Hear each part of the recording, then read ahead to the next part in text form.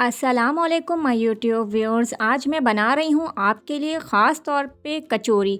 और ये कचौरी हम बनाएंगे ब्रेड से। जी हाँ, जो आपके घर में ब्रेड आती है उससे हम ये बनाएंगे मज़ेदार सी कचौरी। तो चलिए बिस्मिल्लाह कर लेते हैं और चलते हैं मेकिंग की तरफ। कचौरी बनाने के लिए मैंने 3 अदद बॉयल आलू लिए हैं। छिलका उतारने के बाद मैंने इन आलू को फ्रिज में रख दिया था ताकि अच्छे से ठंडे हो जाएं। गरम गरम आलू आपने जो है वो ग्रेट नहीं करने हैं। जब ये ठंडे हो गए तो हम इसको अच्छे तरीके से ग्रेट कर लेंगे, यानी कि कद्दूकश कर लेंगे।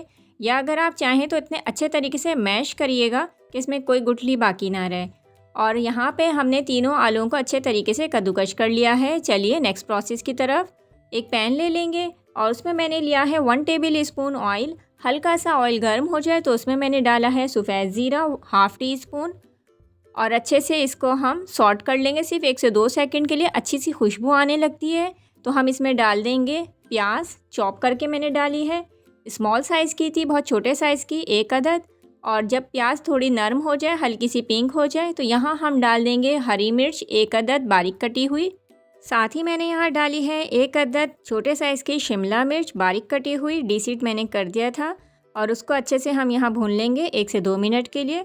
½ कप मैंने यहाँ बॉयल मटर शामिल किए हैं। अच्छे से इसको भी हम भून लेंगे 1 से 2 मिनट के लिए। फिर यहाँ मैं शामिल करूँगी कुछ मसाले।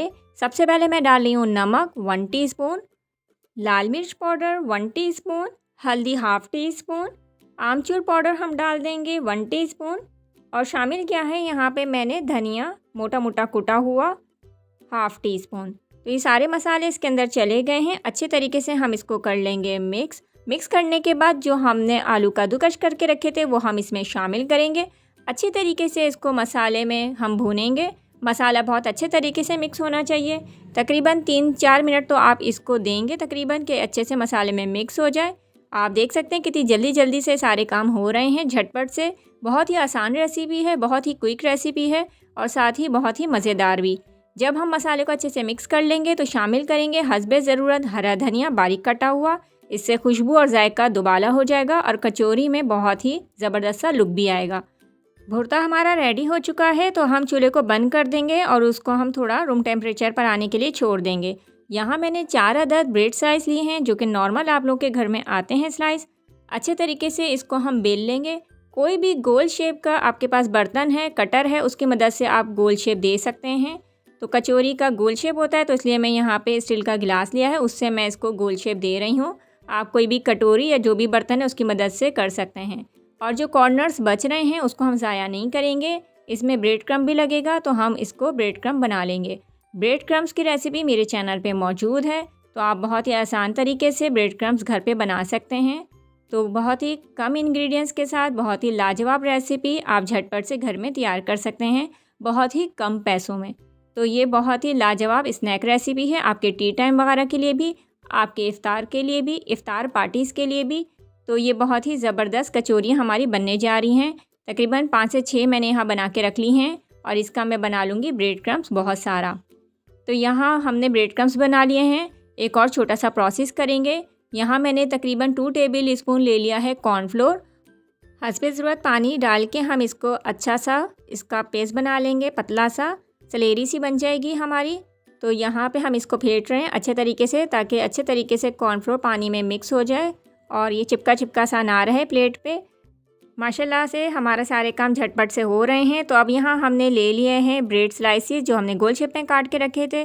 फिंगर की मदद से जो हमने सलेरी बनाई है वो एक साइड पे लगाते जाएंगे और अगर आप चाहें तो पानी से भी इसको कवर कर सकते हैं। कॉर्नर्स पे हम इसको लगा देंगे और दूसरा हम ले लेंगे जो हमने शेप काट के रखा है गोल शेप।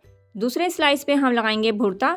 बहुत ज़्यादा भरने की ज़रूरत नहीं है, बारीक से आपने इसकी तय लगानी है। कॉर्नर्स अच्छे से आपने प्रेस करने हैं।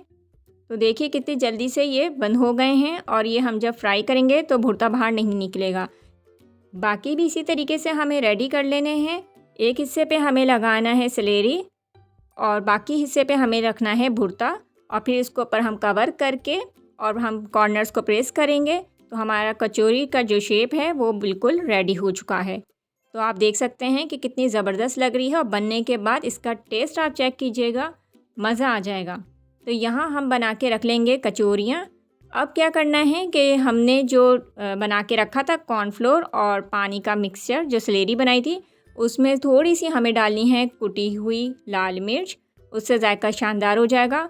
और जो हमने बना के रखी हैं कचौरियाँ, पहले हमें इसको इस सॉस में डीप करना है। डीप करने के बाद हम ब्रेड क्रम्स में कोट कर लेंगे, तो इसका जो जायका है और जो लुक है वो काफ़ी क्रिस्पी सा हो जाएगा। और ब्रेड क्रम्स के बारे में जो है काफ़ी परेशान हो जाती हैं लेडीज़ कि ब्रेड क्रम्स जो है वो बहुत ज़ाया होते हैं स्नैक्स आइटम बनाते वक्त। तो इसकी एक छोटी सी टिप है कि एक हाथ को आपने स्लेरी के लिए यूज़ करना है और एक हाथ जो है वो आप बिल्कुल टच नहीं होने देना है इसको, ताकि वो जो है ब्रेड क्रम्स सिर्फ उसी जगह पे हमारे लगे और बाकी ब्रेड क्रम्स हमारे ज़ाया होने से बच जाएं। तो आप देख सकते हैं कि ब्रेड क्रम्स हमारे ज़ाया भी नहीं हुए और हमने ऑयल बहुत अच्छे तरीके से गरम कर लिया था। पहले बहुत अच्छे तरीके से गरम करना है और उसके बाद हमें इसको डीप कर देना है कचौरियों को। ऑयल बहुत अच्छे तरीके से गर्म हुआ होगा तो आप देख सकते हैं कि बिल्कुल ये कचौरियों की तरह से फूल गई हैं। तो बहुत ही ज़बरदस्त सा लुक आ रहा है। सिर्फ 1 से 1.5 मिनट में ही आप इसको टर्न कर देंगे, गोल्डन सा ब्राउन कलर आ जाएगा प्यारा सा, तो इसको हम निकाल लेंगे।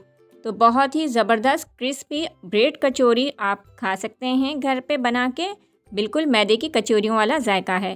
तो कैसी लगी आपको मेरी आज की रेसिपी? इसका फीडबैक ज़रूर दीजिए, दुआओं में याद रखिएगा। अल्लाह हाफिज़।